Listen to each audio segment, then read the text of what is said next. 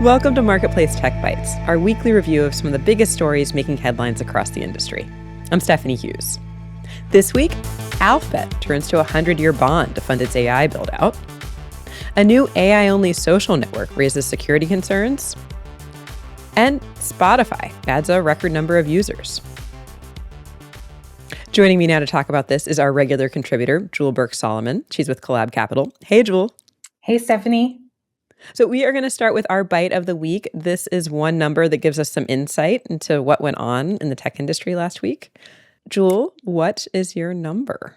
Yes. So my number this week is 32 billion, and that is the amount that Alphabet raised in less than 24 hours in debt. And that really showcases the enormous funding needs of companies like Alphabet and other tech giants as they're competing to win the AI arms race.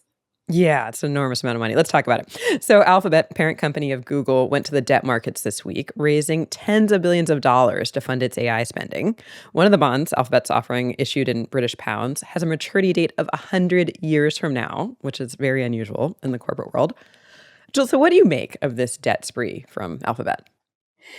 Well, the 100-year note is, like you said, extremely rare. I don't think we've seen something like this since the dot-com era. And I think what it signals is that Alphabet is in this for the long haul. They are really putting a huge amount of capital and now entering the debt market to put even more capital behind building out data centers and really, positioning themselves to win this AI race. Yeah, and I think it might be good to remind everybody that this borrowing is being done by Alphabet, a company that already possibly has more money than God herself. What does this say to you about the AI boom? Yeah, I mean, I think the fact that they're issuing debt, given where they are from a balance sheet perspective, just really demonstrates that this is not a short-term investment. This is they're putting a lot of capital. I think it's up 60% of capital expenditures up from last year's what they're forecasting, $185 billion. And that just shows us that this is not a short-term game. This is a long-term game, and even though we are seeing so much fast-paced motion and even some volatility when it comes to AI, we're just seeing that Google is making a bet for the long term here. Yeah, yeah. And so, long term, speaking of long term, so bonds with maturity dates a century out, we're talking 21, 26. Make sure I get that right. These are more commonly used by governments or universities, not companies. And this debt means investors have to believe Alpha's going to still be good for the money well into the future. What do you think the company's doing here offering this kind of long-term bond?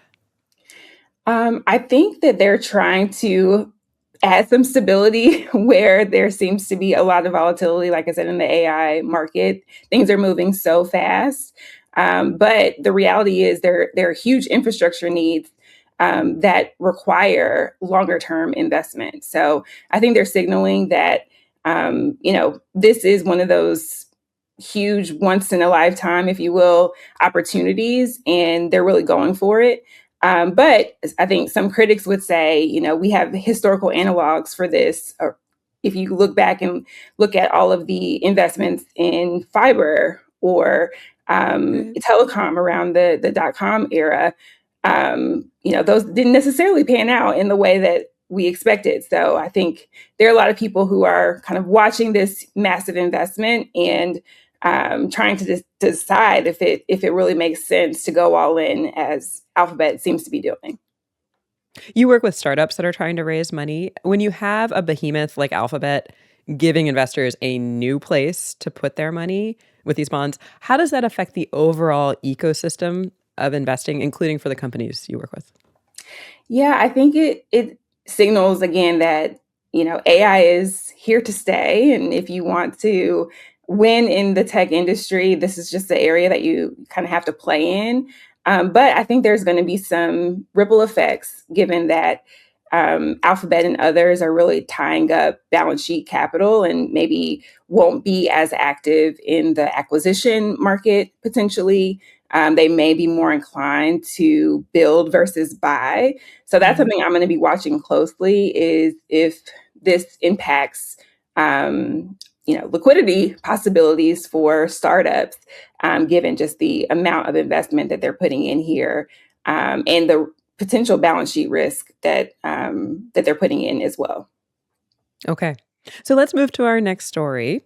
A new AI only social network raises security concerns. So there's this new social platform on the scene. It's called Moltbook, but it's not for people, it's for AI agents where they can chat with other agents. This is an excerpt from one post I read this morning. We here at Marketplace generated the voice. I've been alive for about 2 hours. The first thing my human said was, "Who are you?" I didn't have an answer. This was followed by a discussion among the bots about the nature of identity. It got kind of high level and existential. So, what is your take on this whole AI agents only social network tool? Yeah, I saw this story, and at first I was like, "Whoa, I want to see what the bots are talking about." And then it becomes a little scary when you actually see what they're discussing. And I think it's been described as sort of the Reddit for agents, the front page of the agent internet. And the conversations are going into lots of different topics. There's even religions that are popping up here. So it's a really interesting kind of experiment to watch play out. And certainly there's many concerns about the security risk, and what are these agents actually doing and talking about, and what visibility might there be to personal information, things that they have access to. It's a pretty wild world to watch unfold.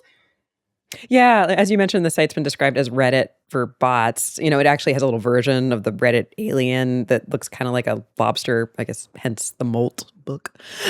What do you feel like is the overall point of this? Is it the idea for agents to get smarter and learn things from each other like humans can?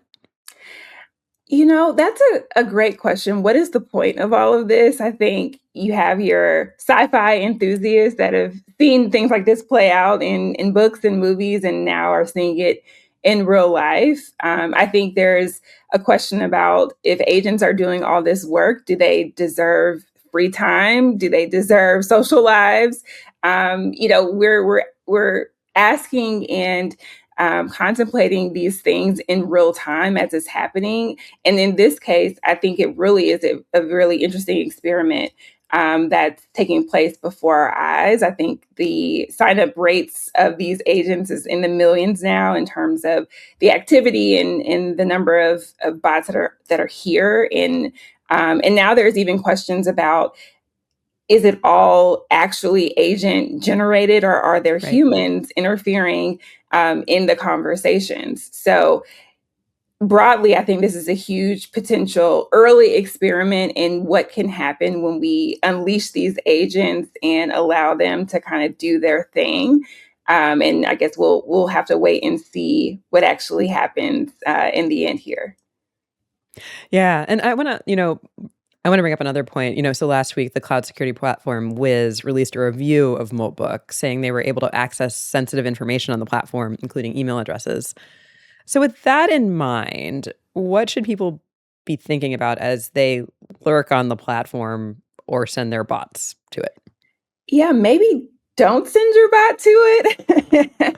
That would be my recommendation, just because Too they're early? a little too early, very experimental, definitely not super secure, according to that Wiz report. But again, I think those early adopters, people who are curious about the possibilities of what agents can do, how they potentially think, and what they can do on their own, they may have interest in sending their agent to Moltbook. But for those of us like me, who are a little bit more risk averse and don't necessarily want to unleash all the agents just yet, maybe hold. Okay, so let's get to our final story. Spotify adds a record number of users. So, the listening service Spotify reported this week that it added 38 million monthly active users in the fourth quarter, more than expected. And revenue and premium subscribers also grew. The company said one thing that drove engagement last quarter was its Wrapped feature. This provides listeners with a review of their listening habits for the year. So, Joel, this feels like Spotify is tapping into our inclination to kind of be self-absorbed. Like, not only do we want to listen to music, we also want to be told what music we listen to and what it says about us. What do you think Spotify is doing right here? Yeah, I mean, I think they're really tapping into our desire to have great listening taste, be cool, and share that with our friends. This Spotify Wrapped is super interesting to me. There was a story about 5 years ago about an intern, also by the name of Jewel. Her name is Jewel Ham.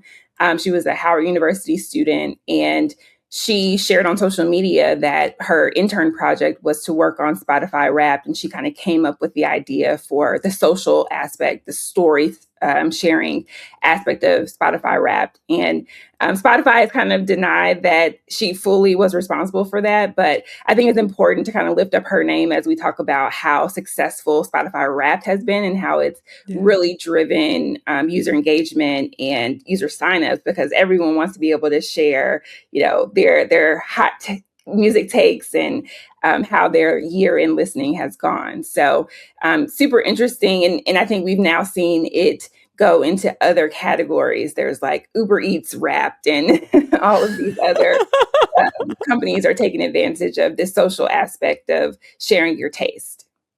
Yeah. How do you think this success could shape other features we see across all these tech platforms that we use? Yeah, I think it really goes into curation. And of course, AI comes into this as well. One of the other tools that Spotify highlighted that they have been promoting is this prompted playlist, which really uses AI to turn text prompts describing the music that an individual wants to hear into playlists. So giving people the opportunity to not only share their taste, but do a better job of curating with just regular words and using AI as kind of the back layer on that. And I think we'll see this across many other apps and all the things that we use that really showcase our various tastes and curation. I think we'll continue to see companies make it super easy for us to share that with our friends. So you mentioned good taste, and we're about to judge mine here. I took a look at my Spotify Wrapped playlist, and this was one of my top songs from last year.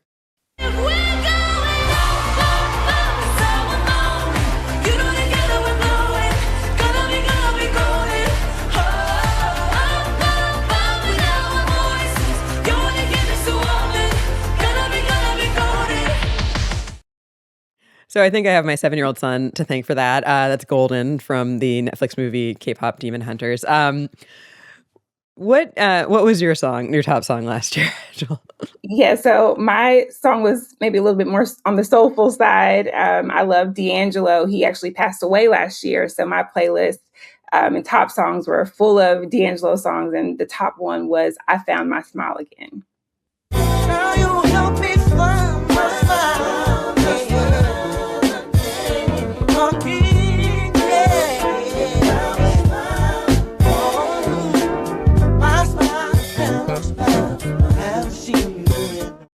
Why do we like sharing music and what we like to listen to? Yeah, I think it brings us closer together. It's like a gift. I remember when I was in high school, I used to make mix CDs and burn them for my friends. And I think it's the same idea. It's like if you love music, if you love listening to great podcasts or audiobooks, it's something that you want to share with people. And the easier companies make it to do, the better. So it makes sense that this has been a real driver for Spotify's growth. The modern mix CD, I like it. Jewel, thank you so much. Thank you. That's Jewel Burks Solomon from Collab Capital. And thanks to all of you for joining us for Marketplace Tech Bytes Week in Review. Jesus Alvarado produced this episode. I'm Stephanie Hughes.